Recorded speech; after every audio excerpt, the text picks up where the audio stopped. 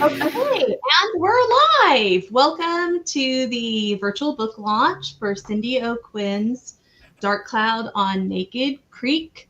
It's a relaunch of a book that she had out a while ago, revamped new cover, which I think is gorgeous, um, by Lynn. So that was fun to have. So I'm Heather. I'm Steve. We're Bridget's Gate Press. We're going to have Cindy O'Quinn introduce herself and then the rest of our guests today.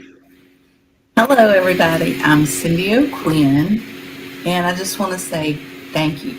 Thank you to Steve and Heather and Bridget's Gate Press for publishing Dark Cloud on Naked Creek, this new version, which it's thanks to Thomas Tessier that I continued to work on this book for nearly a decade to make it what it is today. So thank you, Tom. And I want to introduce my 4 special guests that I got to pick. Thank y'all for letting me pick. I'll go in order that I see y'all on the screen. First, we have Bella, the extremely gifted screenwriter who stays so busy because everybody is seeking out her to do their screenplays. And we have next to Bella, we have Kathy Moriarty. Hey, everybody. The Thanks for famous having me. actress that has been nominated for so many awards, also Oscar nominated for her very first performance in Raging Bull. And Long time ago. yeah, and you just keep getting nominated for so many things, and you've won so many awards, and just so talented. Well, I'm a big fan of yours, Cindy. Love the book, obviously. Me as well. Thank you. And then I next think it was my daughter actually that introduced us. Yeah. We were on location yes. somewhere you were visiting. I think I was working, whatever. But anyway, it all came full circle, and now it's a year later. Yeah. I know, and It's a year and later. March. within the first 5 minutes of us meeting, I don't know, we just clicked, and y'all just immediately felt like Yeah, family. it just was meant to be. We Same here. we all Absolutely. met up in this little tiny town up in Pennsylvania, Bethlehem, Pennsylvania. Oh, We were doing a Christmas movie, Mhm. and now we're here to talk about you, about Dark Cloud on Naked Creek. Which I'm So excited. congratulations, Yes, number one. Congratulations. Thank y'all. And next we have Linda D. Addison. And who is she? She is my multi-award winning queen of horror. She's won, 5 Bram Stokers mhm. and Mhm. the Lifetime Achievement Award. Yes. She's also the Science Fiction and Poetry Association Grand Master, and just unreal talent, I tell you. And then right below Stephen Heather, we have Candace Nola, who has written umpteen novels. Yeah. And not only is she a wonderful horror writer, she is a publisher and an editor. And she Yes. edited Dark Cloud on Naked Creek. Yeah. And so, but more than all of these things that I've attached to y'all's names, all these accomplishments and the things that you do, most importantly, y'all are 4 of the most talented, strong, wonderful women that I have ever met. And I just want to say thank y'all for agreeing to be here with me to celebrate Dark Cloud on Naked Creek.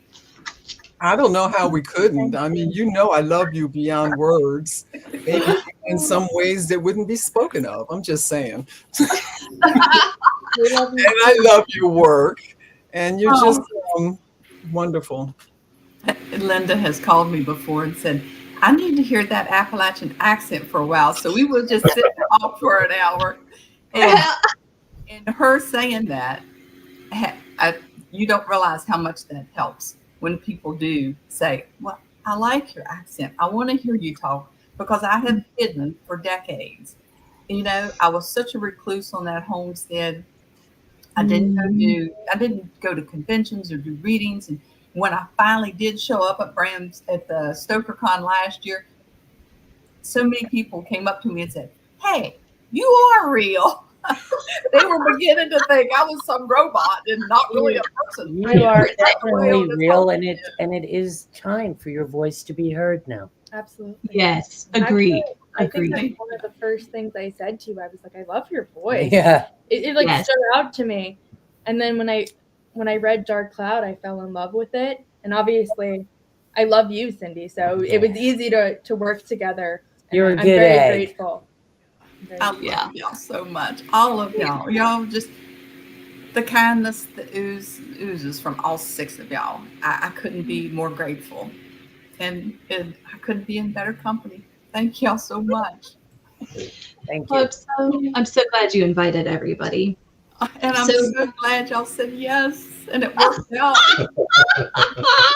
Right. I said yes and didn't have to cancel because I'm Right. No. No. things come, when you're busy and you're all over the place, to be able to get everybody in one room for 1 hour, it's a big deal. It's It is. It's hard to do. It's a big It's deal with hard. everybody with the same intention and the same good thoughts. So, Yeah. so let's, I mean, there was no chance I was going to say no to you, Cindy. You know that. I got you on speed dial when Yeah, I'm running you know, tranquilizer. never Like, gonna say no talk to me. like, that's so far off to commit. But anyway, we're all here now, aren't we? So- Yeah, we're all here. And that is, that's always the biggest worry, is what happens at the last minute where, if somebody has to cancel or the author has to cancel. And one of my personal nightmares is that I forget, like I'll just be sitting in my living room and be like, oh no, we were supposed to be on live 5 minutes ago. Yeah, You 5 guys, minutes ago. I set Yeah. so many I don't let calendar her alerts. forget. I set so many calendar alerts. My phone literally buzzes nonstop because I am terrified I will forget something all the time. I have an anxiety problem. That's okay. That's okay. Yeah, but you see, I forget to check my reminders.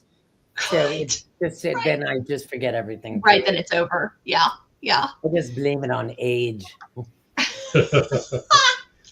I want to know at what age you can get away with that.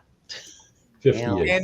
Any age, and also busy. Being busy is the same as Yes. It's funny because the busier I am, the more I do remember. Oh, Yeah. And then, when I have downtime, I just forget everything completely. Yeah, because your brain is active. I My- think that's part of it. When your brain is constantly active, you're always on. And Yeah. when this is what I tell Steve. This happened to us. He took me to Estes for my birthday because I've been working nonstop this whole year and not taking off weekends or evenings. And he was like, we're going to go away for 4 days and we're not going to work at all. And we How'd got that work there. out? Yeah. So we left town on Wednesday, and Friday night I cried because I wanted to get back to work. I was Yeah. like, we've had plenty. I just told him, I said, I don't think it's healthy to relax this much. I don't think It is. I don't It think is. that's okay. Yeah. So I think I 2 mean, days is sometimes I'll sit and I'll be like, Bella, do you hear that? And she's like, what? I was like, nothing.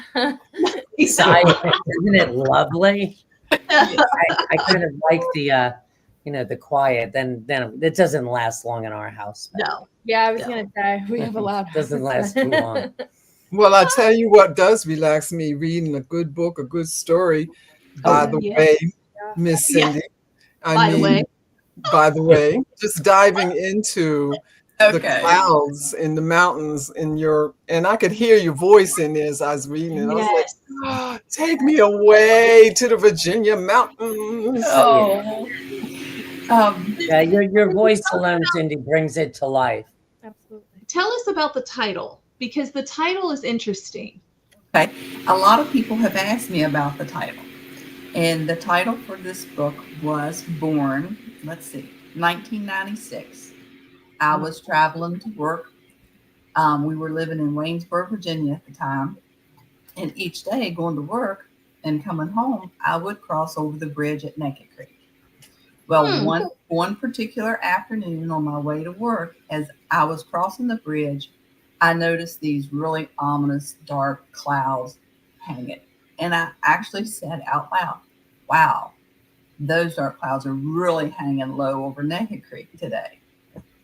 Okay. I had the title since 1996, Wow. but I was not an RN working in a prison at the time.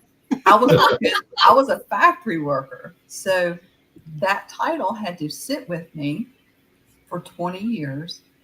Oh, wow. And I had to live and become a nurse, work in a men's prison before the story could be told. Because that's how you roll as a cunning folk. I'm just saying. Yeah. Yeah.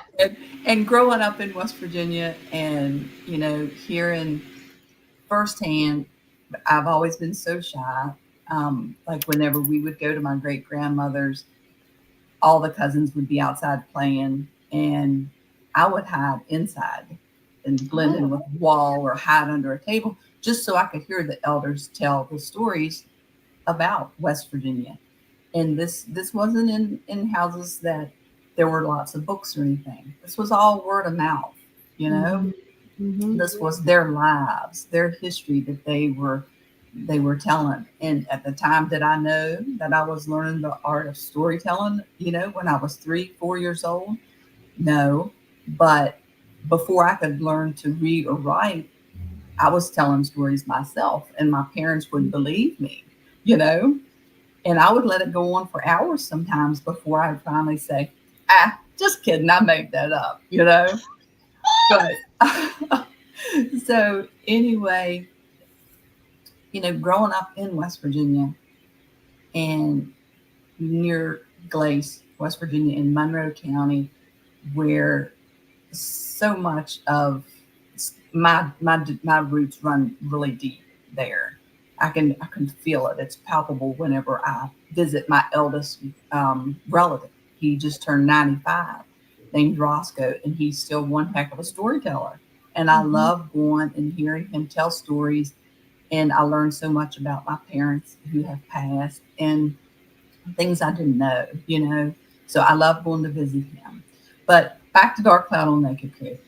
So I had to live a couple more decades before the story could play out. So, of course, it's about a Nurse Afton Sullivan, who works in a men's prison. She just returns from medical leave. She'd been out for 6 weeks. And on her way to work that day, she's very hopeful that when she goes back to work, things will be different. Things will be more calm. Because Afton, a lot of times when she lays hands on the prisoners, she sees things. So she doesn't like to have to touch them because she never knows what she's going to see. And so many times what she does see is what they've done in the past or what they have planned for the future. And when that happens and they're getting ready to be released, she's like, I can't let this happen. Not again.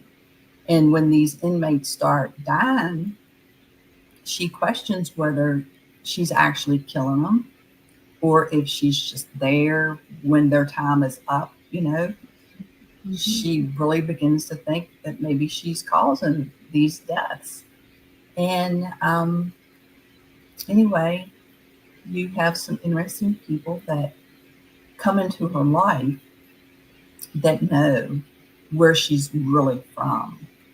And know about her. They know about her past and her upbringing, her roots, and come to find out she's kind of been hidden where she is. She was placed there for safekeeping because she is gifted. So she ends up traveling even deeper into rural Appalachia to find out the truth.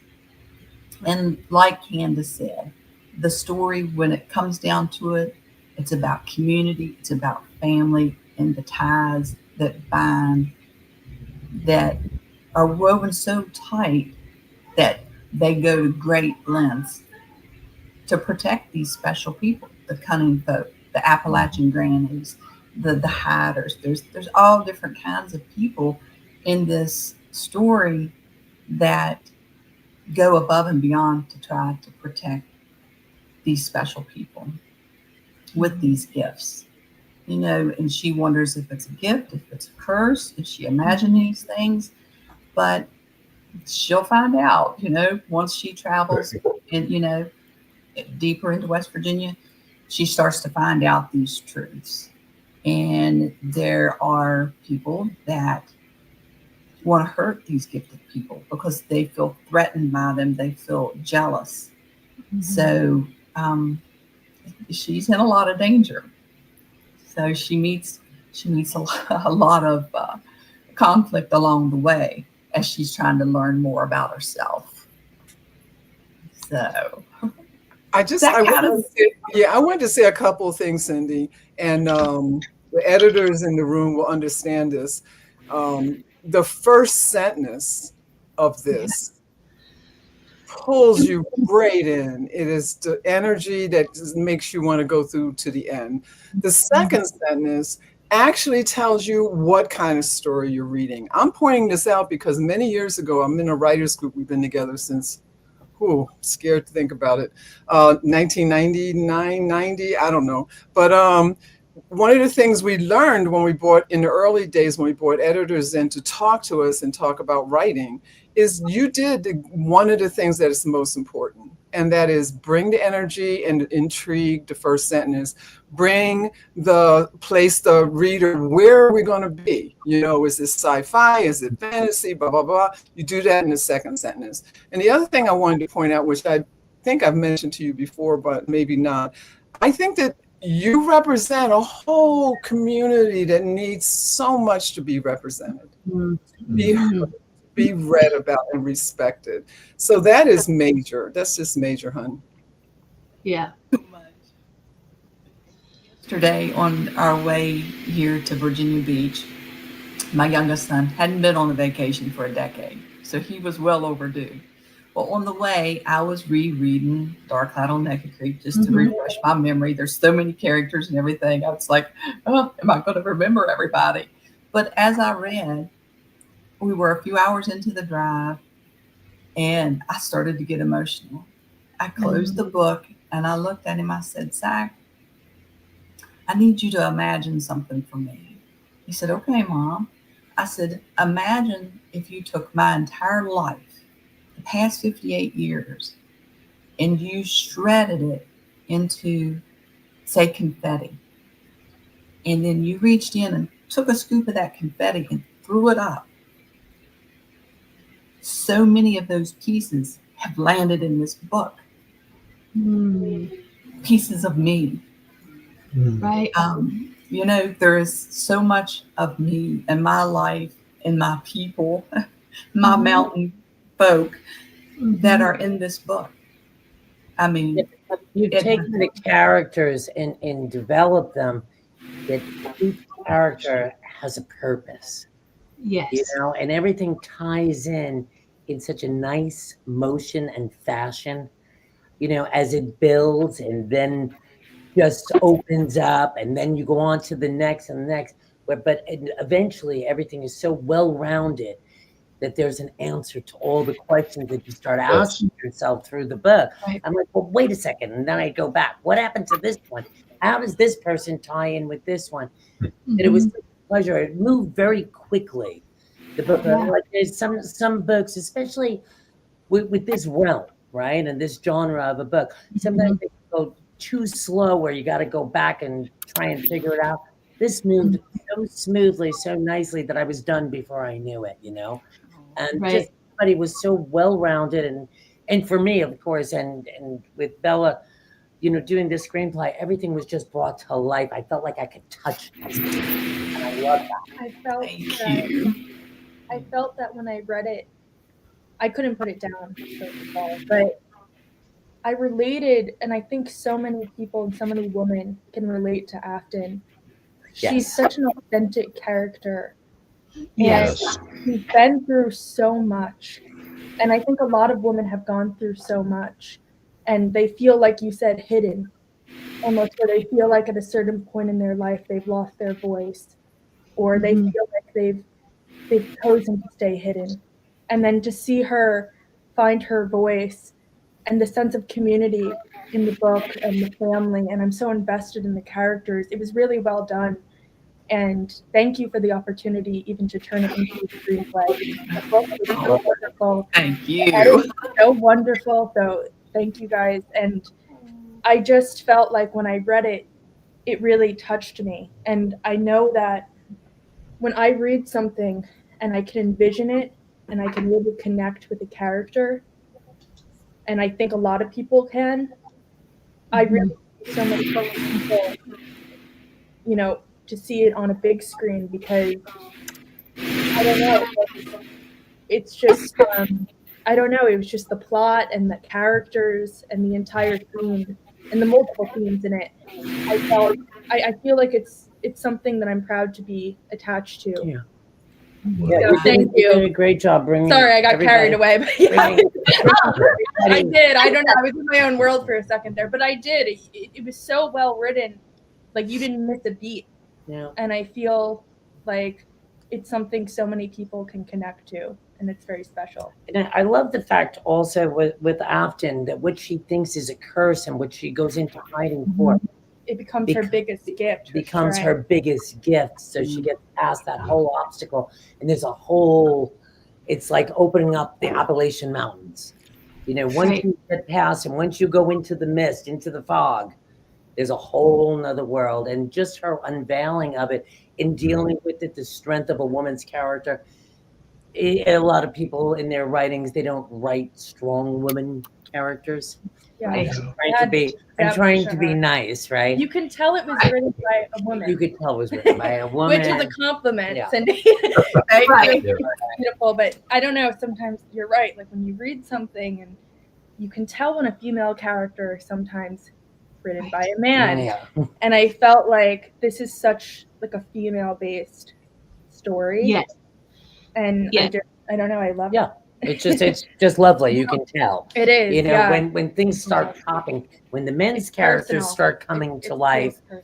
Yeah. you know, and now it's like a whole thing, and then you can envision it. Yeah. You And know, it's- then I start picking who's going to play what part because Yeah. it's so good. It's just so good. And One there's of the- suspense in it too. I love the build. Yes. I love the step back. It's a slow burn. That's what it's called. And it's one of the reasons why I wanted to get Candace in on it, because Steve and Cindy are close, and he's like, I'm gonna edit it. And I'm like, I mean, okay, that's fine. But also, what if we had Candace take a look at it? And and listen, darling, you're an excellent person. But it is, I mean, it is a strong woman's role led book. And like every piece of how the family unfolds, and I was like, I don't want to lose any piece of that voice. Right. And so I wanna surround it in women. And so It Yeah. is, you know, you have no choice. It just is. yeah. Certainly not The Godfather. No. You know? Yeah. Yeah. Dale's Our written. version. It's our They version. said this is the girly club. That's right. And you That's did a right. great job, though, Steve. And I cannot imagine anyone better than Candace Nolan, too. Agree. Oh, amazing, Candace. Thank you, Candace. Thank you. She's a very talented editor. Yeah. I didn't do anything, and I mean that in the best possible way. I literally didn't do anything but read a great book. Yeah, I proofread it and did some punctuation, and there were a few notes and things. But to add on to what everyone else said, this was so well written and so strong that I really could not have added anything that would have made it any stronger if I had tried. I could have worked with this book for a year and not had anything more valuable to add other than do not change a thing. Thank you. There were times in this book that I actually had to stop reading it because the emotional level in the book was so strong with me that it in some ways. One of the things that I found that I related to more so than the mystery of the book, the haunting parts of the book, like things like that, was elements of the family. This was a book above all else about love and family and being found right where you are and right when you need to be found, no matter how alone you think you are. And once she hit that stage and she went home and she found everyone else that was there, everyone else that she had ties to, and all of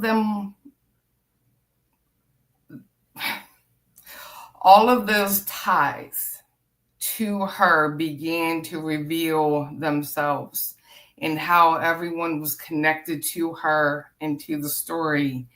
That hit me real strongly, just because I have a lot of issues with family and abandonment and being adopted and never quite knowing like where you fit and always trying to look for like home.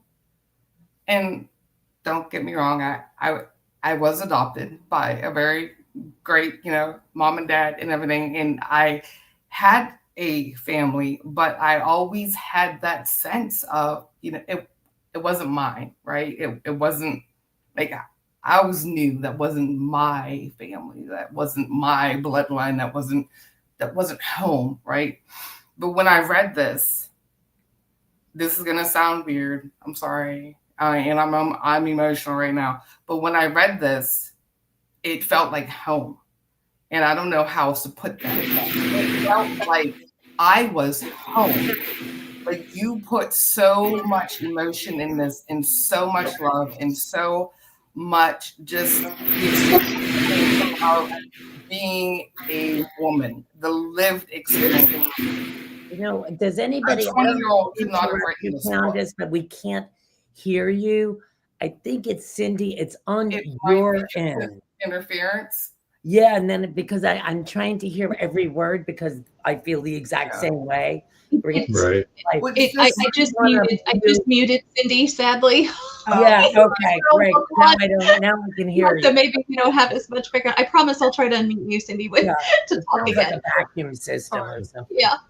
What did we hear last? I'm sorry.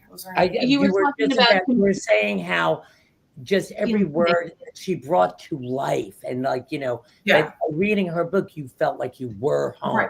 Right.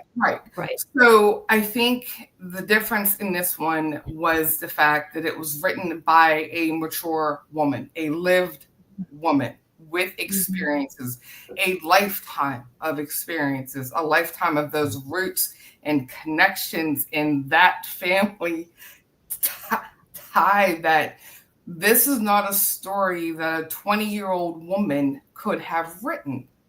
Maybe could have come close, sure. And I know a lot of very young women that have written great stories, but there's such a difference in the emotional range of this story. Yes. It could not have been written by a young woman. This is a woman's life. This is a lived story.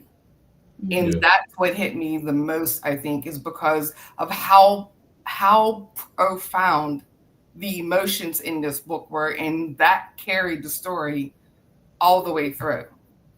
Everything else was just a perk with me. You could have taken everything else out and given me a story about found family and love and roots, and I would have been all in and been like, this is fantastic, do not change a thing. But when you add all those other elements in, you have such a captivating story. Yes. And even at the end of it, when you're thinking, oh, this is a horror book, this is, it's got all these elements, but it doesn't end on that horror note, because even the ending is so wrapped in love and family connections that you're left with nothing but that profound sense of just family ties and that love, rather than most horror books leaving you with that sense of, oh my God, did that just happen? This book started in love and it ended in love, and it carried it the whole way through. And I really think that's what the story in itself was about. Yeah. Me as an editor, but I'm so glad your whole conversation now. And that's exactly it. It's like, even at the end, kind of in horror books, it's like, okay, they're going to die. They're going to die. I didn't want anybody to die in that. I was like, oh, Right. what's going to happen to them next? Right. And Right. I read it, even though she happens to be my daughter and she's young, but because Cindy, this is something like she lived, Mm, the words were on the page. It was already brought to life. right. And then the characters just living. You can feel them when they dance. You can feel Right. them Right. when they're in the room all together. You have the eeriness, but it wasn't a horror. It Mhm. wasn't Right. even a thriller. It was more suspenseful, a Yeah. Yeah. book, kind of. I just Yeah. love it. It I'm was crazy. alive. Like they So were there was- alive, exactly. they were living. Yeah. I And was then, reading a story. I was watching someone's life. Like this, they were living. Yeah. And that stood out more than anything. Like she brought every Yeah. single aspect of the story to life, like vivid in front of me. Just Right. yeah. Because it's more than just Afton. Like you felt with the community that she Oh. finds. Absolutely. All Like of with wheeling and everything, when she reaches out, Yeah. I could feel myself, like, reaching out, like you could feel something, that whole connection. Yeah. I Yeah. think that Cindy doesn't really know how to write any other way, because I've read a lot of her work, Yep. and it's always Unfortunately, the it's the same only way. thing I have read of yours, Cindy. Because But all her I other haven't work had a does chance. all her other work does the same thing with the characters. I don't think she knows how to write a character that doesn't have a soul that you can connect to, That's or it. some part of the community that you can't feel that either you want to have in your life or you have had in your life. I mean, this is one of the things that makes me always want to read anything Cindy writes. I think the tourist Yeah. board should come on, because everybody's going to want to go to West Virginia now. I already got it down. I already told her I want to go. We're already talking about me, the city girl, walking and seeing a fence with crows on it. Yes, give me You some know of they'll that. be called. But Yeah, very much. when I listen to what everyone's talking about as far as the women's point of view, the thing that I thought of, and I don't know if this is different from what everyone's saying, but what I connected to was that myself personally, being this really, like, honestly, believe it or not, super shy person until I got out of college, afraid to talk, afraid to speak, afraid to even let people know the weird stuff happening in my head that you now know because I've written about it. And and to grow into becoming a person that I see reflected in how the main characters grow in here. They find, as many of you have said already, they find a safety to be their strength. They see themselves surrounded by love and protected, so they can be strong. And that is really the thing that got me. I mean, you want to talk about tears? They're right on the edge right here. That's the thing that got me about this, was being able to see that strength embraced and protected. And honestly, that's the kind of thing that I don't think you can say, I'm going to write a book that does this. You have to have that in you. And so that's a layer of storytelling that is not something in your outline, but when you finish and people read it, that's what they feel. And that's one of the biggest things with Cindy's work. And this is off subject, but I still have, like, when there's moments I feel like I need some light in my life, I just think about her winning her Stoker last year, and I was at the table. Oh, Yes. I was behind her on the stage. When she accepted. I mean, so worthy. So worthy. Yeah, very much agreed on Cindy's writing. There were, in the way she brings the characters to life, and there's just so much power and emotion in it. I fell in love with Cindy's writing a few years ago, and Cindy, forgive me, I can't remember the name of the short story, but it's the one, it was something about a bridge, but it's the woman who helps the ghost of this. Yes, you know what I'm talking about. And Oh, wait, we got to unmute her. Hold on. and it was such a powerful story and a powerful ending in that too. And this new book is even more of that. I love her writing. So. That story was the thing I found along a dirt patch road. Yeah. And like Linda and Kathy and Bella and Candace have mentioned, I tend to write what I live. And I was that woman who lived on the mountainside next to a covered bridge with a dog named Boots who liked to go for walks. And I take pieces of my life and I add a little bit of suspense or folklore to it. So much of the thing I found along a dirt patch road, so much of Dark Cloud on Naked Creek, so much of everything I write, there's pieces of me woven throughout, you know. So there's a lot of many truth. layers, lots of layers. Right. And those are layers again, I will say. You cannot, yeah, that's the one. Ooh, I love that story. You cannot, I don't think it's easy to say you're going to put that in your writing. I think you have to go to that authentic place inside of you where, and Candace does this with her writing, where the pain, the joy, the living, the wounds, the healing is. If you write from that, people are going to feel it, and you don't have to like intellectually say, that's what I'm going to do. Right. It just happens. Now, Cindy, I wanted to ask you, when this book becomes a movie, who do you see playing Afton? Well, I tell you, several years ago, I did an interview and I was asked that question. And someone recently sent me that interview and I looked over the interview and I got to that. And all these years ago, my answer was Reese Witherspoon is who I envisioned in my mind as Afton. And here we are to a point where now it's a screenplay and now it's being shot. It's with companies that may turn it into a movie. And I'm like, how wild would that be? You know, if that came true all these years Full later. circle. Yes. Yeah. So, That's very fun. That's very fun. So I think one of the things that, to me, about the book, because it is a horror story. I know we haven't really talked very much about the horror elements, but I did have to put this story in timeout at one point when I was reading it. And Steve's like, what's the matter? And I was like, if I read in the next scene, we have to sleep with the lights on in all the house. And so just not the bedroom, the whole house. And so we had to put it down and I started again in the morning. But so there is a horror element to it, which I think feels heavier because of the community and family connection Afton has. It feels like the risk is so high. And sometimes in horror, you can feel the edge of the horror, but the risk doesn't feel high. Like the personal risk to the family and the community felt so high. And I think it's because before we get to the big horror pieces, you establish the character and the family links so well, because I mean, you get it like right off in the first chapter when she touches a prisoner and like it's introduced, she doesn't want to and you know why. But when she still gets that, like the ugliness and she's struggling with am I the vehicle of fate or am I the witness of fate?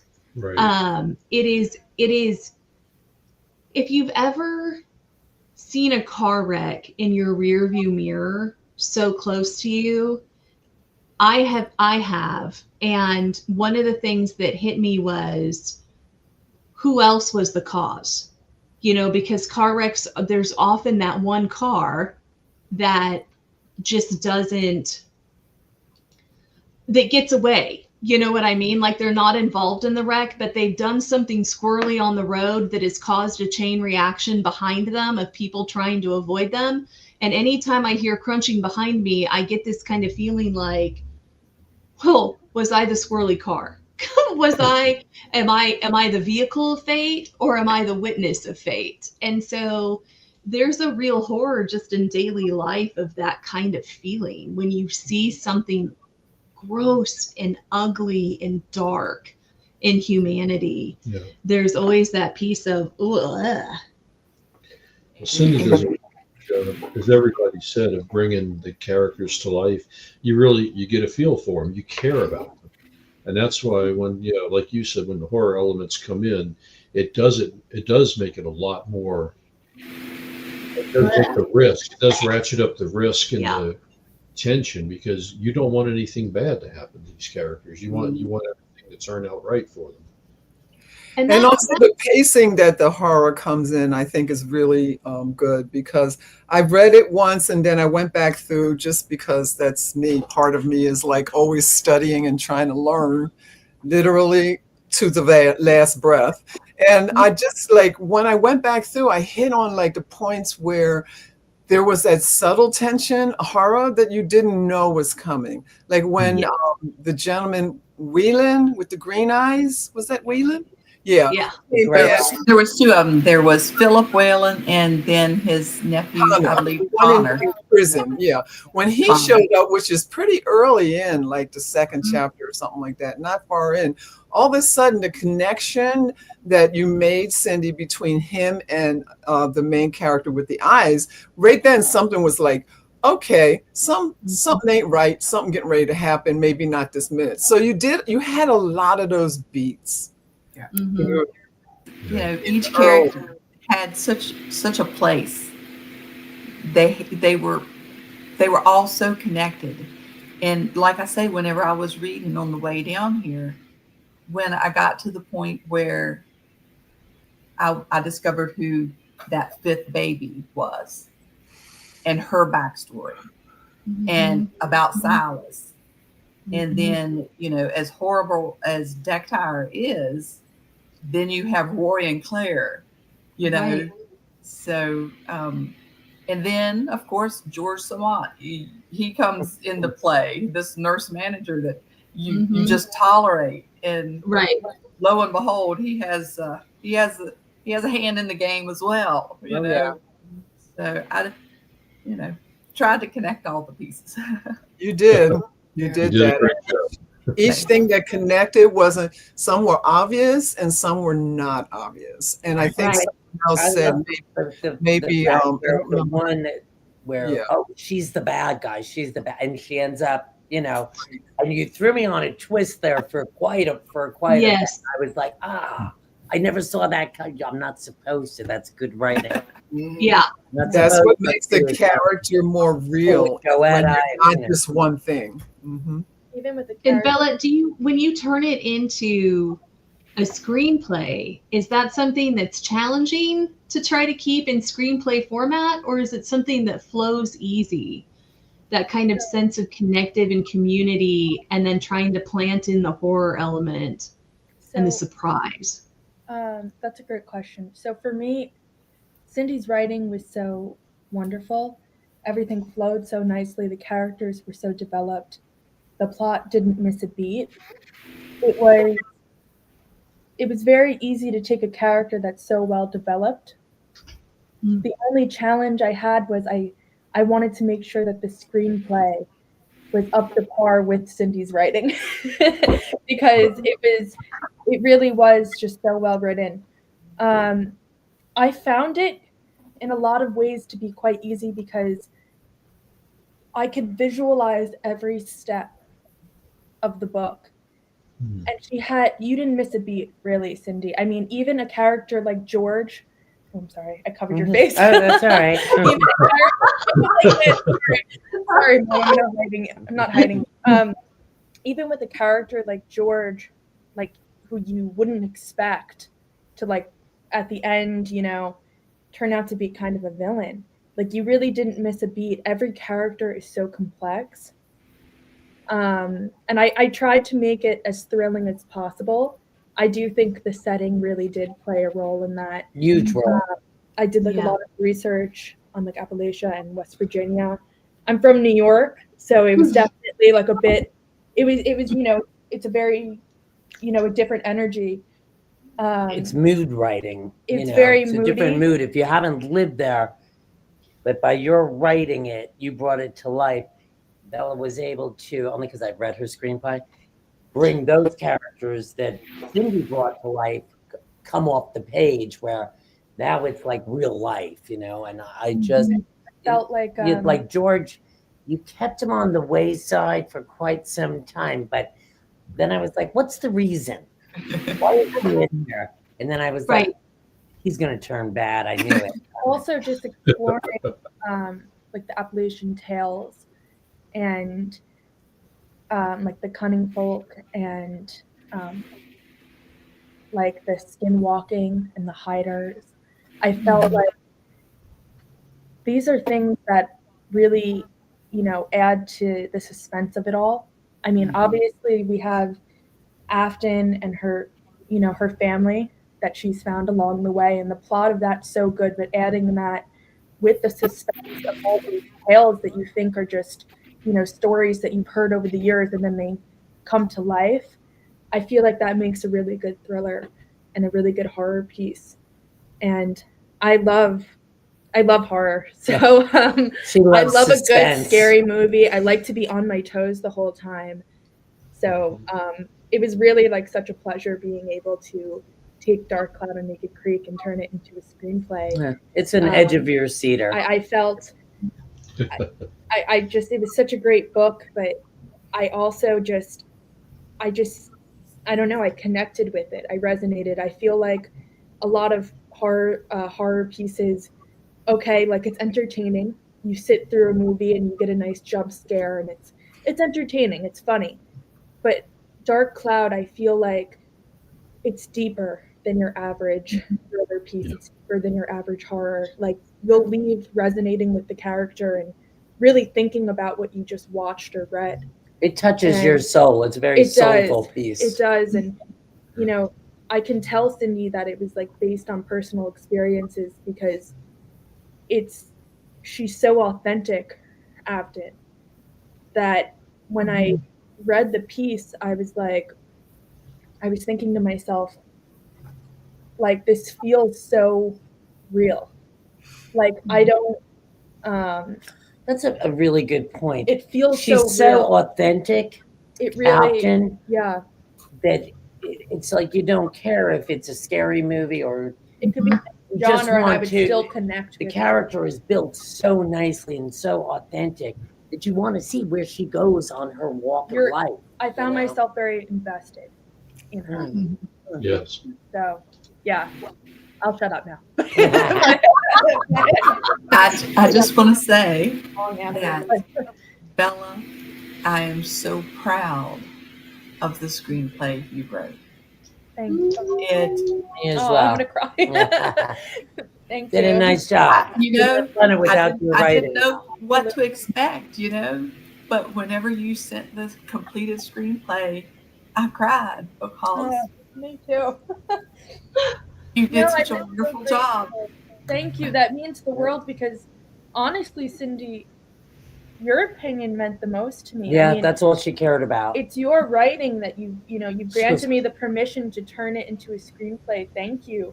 I'm so grateful. And I was like, I don't know, when I sent the screenplay, I was like, I really hope you like it and that you enjoy it I was so relieved. and that you're proud of what your writing turns into. Because Certainly I don't was know, so it's your characters, it's your story. So I felt like I'm really happy that you're happy with the result. When you finally gave her, I said to her, she goes, I haven't heard back from Cindy. I was like said, nervous. I was like, I hope she you likes sent it. You sent it 24 hours ago, Bella. I said, give her a minute Like, or yeah, two. But she wrote. But she wrote. I was like, give her a minute. Yeah. Let her digest Yeah. it. Yeah. You know.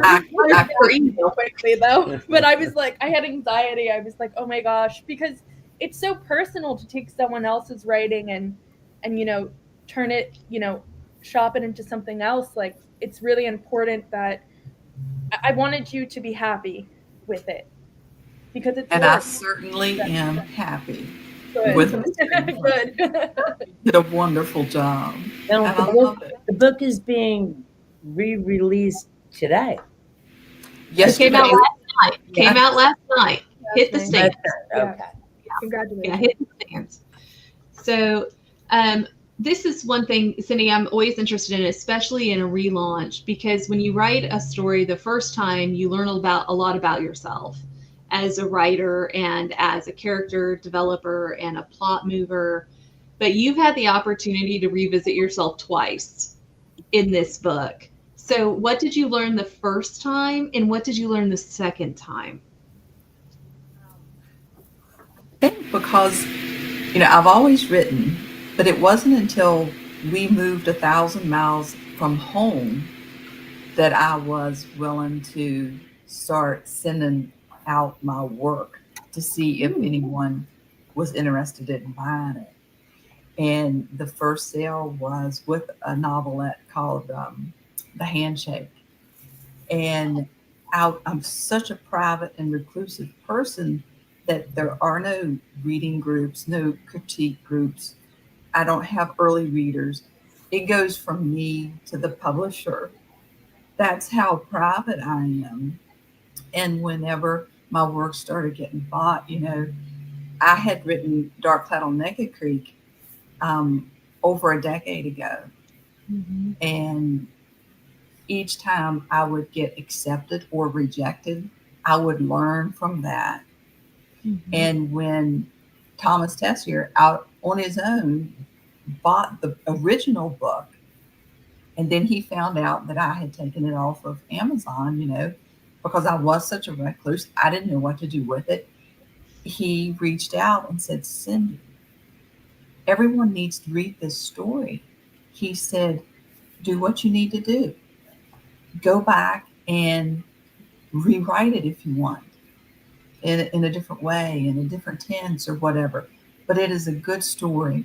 So because of him, I continue to work on it for nearly a decade, and got the new cover by Lynn Hanson. And she was even able to use 2 of my photos in the center, that little picture frame. That's 2 photos I took right near that covered bridge and right over the creek.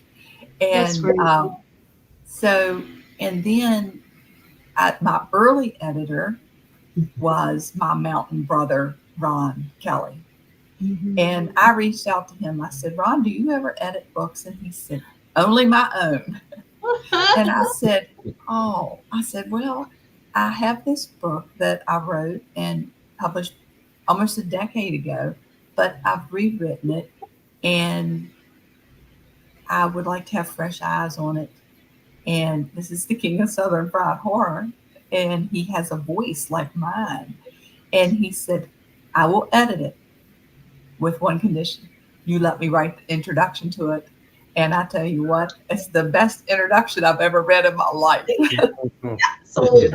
Sold. Yeah. Oh, man. I also think that recently, and this is hard for me because I live in Kansas, so I shop in Kansas. But I feel like there is a rise of interest in Appalachia horror and Appalachia folk horror that I don't remember seeing more than 2 or 3 years ago. And then it was sparse. Like you would have to special order it. You couldn't necessarily. But I think there's a renewed interest in the region and in the horror stories and folklore that come out of that region. It's become a mythical kind of land now. Yes. I know yes. exactly what you're saying. It has only what I do for a living really is read, right? And Right. I've noticed that like the Appalachians now, and then I was like, oh, I don't know. It's because of your book, Cindy, or because it's become like this mythical land that people want to know more about with the magic and the spirituality in it. Right. So Yeah, and it's quite interesting. it's such a rich storytelling atmosphere. Yeah. I want to read more of it after reading this. So. But I also wonder, do you think some of it is the longing for close-knit community? Because the one thing I think about when I think about Grandma Potts and when she lived in the Ozarks, I think about how the Ozark Hill community was so tight-knit around the Depression. They all survived with nothing. And so, nothing. And so I think there's a renewed interest in feeling close and connected to people. And I think because when Appalachian folklore is written well, that's a key component of it. And I wonder if that's our attraction. I wonder if we're kind of trashed out because we're so separated now. Look at us. we're not in a bookstore together. We're online, and our whole lives are online now. And I wonder if it's really kind of a longing we have to reconnect to that kind of feeling you get in a tight woven community. I got that on your book, but it's not. I think it's because it became so real that it's not like folklore anymore. It's Right. reality. Folklore So I woven felt like I into it, could yeah. touch it, you know? I felt like I was in the fog, in the woods. I could see Right. the side that she had on walking through the woods, just a shot like, obviously I'm behind the camera, you know, thinking Right. of all of these characters, the dance at the end, it's just so real. It's live. I feel like it's present day right now. And I do Well, if you've agree. ever been in the woods at night, you know all that's real. Like those I are think dangerous. I think a part of it is for me, because I am always, like, for all these many years, looking at where to write that doesn't have light on it. You know, something different. And I think what it is also, besides Cindy's wonderful writing style and characterization, is here's something different.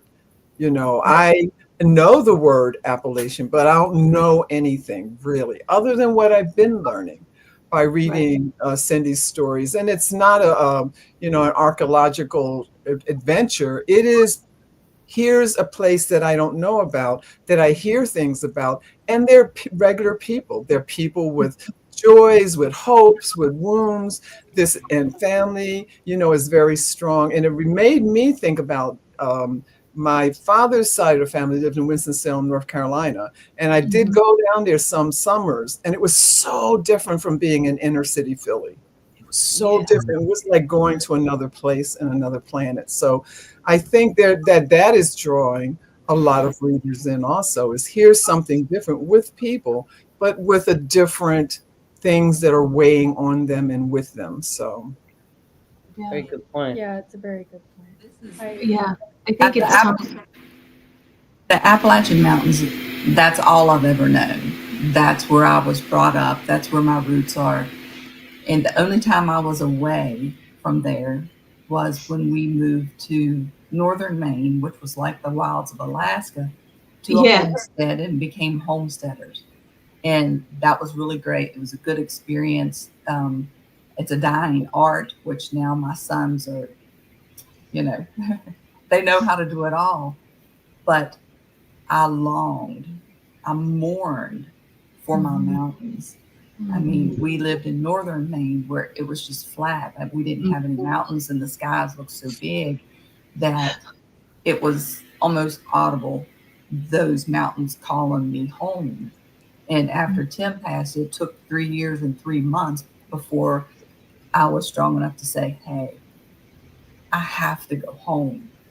And home is in West Virginia, in those mountains. Yeah. And in dedications and stuff, the original. Not only did I dedicate it to Tim and Elijah and Zach, but I dedicated it to the Appalachian Mountains because they literally stood guard around me for so many decades. They broke up the storms. They kept me safe. And that's how important they are to me. And that's where I belong. And I'll never move away from there again. You're because home. On that homestead, once things happened, I never knew what aloneness could be until those last few years on the homestead. And I never want to feel that again. And in the mountains, surrounded by community, I don't feel that. Yeah.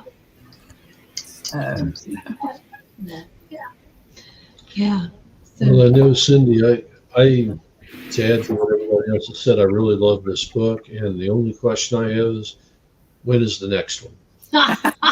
Good question. It is in the works. Good. Good girl. Yeah, it's something Bella and I are going to work on together. Oh, that's That's fantastic. cool. Wait, how do I not know this? There's going to be a much longer conversation. Bella goes on her We own chat little- sometimes without you, Kathy. Yeah, Sorry. I hope so. Yeah. No, it's very yeah, excited. she'll get real quiet and stuff, and so I Mhm. I go I to the am. I'm in left. my own world half She's the in her own world half the time. I don't know what she's working on, but good for you guys. Looking Yeah. forward to it. Me too. Me too. All right. Well, we've hit our hour mark, so we're gonna let people go and maybe eat dinner. I don't know if you've already eaten, but we Looking have to. forward to that too. Yeah. But I Sure. just wanted to take the time again, Cindy, to say congratulations. It's a phenomenal story. And if you're looking for a horror story that has a lot of heart Yeah. and community and love, this is it. This is the one you've been looking for. Well, Agreed. thank each one of you so much for being here, and Thanks for being in everybody's company. You guys are thank Nice. y'all. pretty. And congratulations to Bridget's Gates for you continue to grow. Candace, your new anthology that you are working on. Congratulations. And Linda, you have, that and another something coming out really soon. Congratulations. Hold it And up close for me. Hold it up closer to the camera, Oh. Linda. Yeah, I want to Oh, this is Cosmic Journey using poetry and forms through the Nice. universe, inner and outer. Me and Jamal, just saying. Oh, wow. see. Oh, fantastic. Kathy and Bella, congratulations on all of your current new projects that you are working on that I'm a little bit aware of. And I'll have to say, y'all had mentioned the thing I found along a dirt patch road. That is in the anthology that I did with my 4 Sisters of Foreboding. Discontinue if death ensues, which happens to be a final nominee this year in the anthology category. Very good. Yeah. Awesome. So, anyway, I love y'all.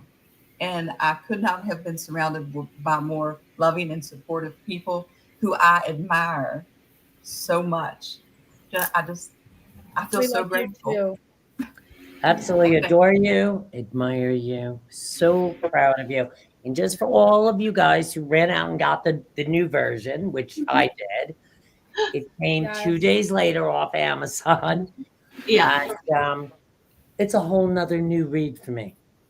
You know, that's why when you said, oh no, it's a new one, I thought you just changed the cover. It's so no. many more things in Yes. this. So get another copy because see, I started with this one. I moved on to that one. So And get we're your still in Dark love. Cloud on Naked Creek. Yeah. Listen, so proud of Thank all you. you. A pleasure and an honor Thank to you. get to share this hour with you guys. Good night. Thank y'all so much. It's so nice to My see you. pleasure, my joy, Nice. Cindy, my Everyone. sister. I'll And we love see you next week, Linda. Yes, indeed, sis. I will see you. Okay. I love y'all. Love you too. Love Good night, everybody. Bye. That's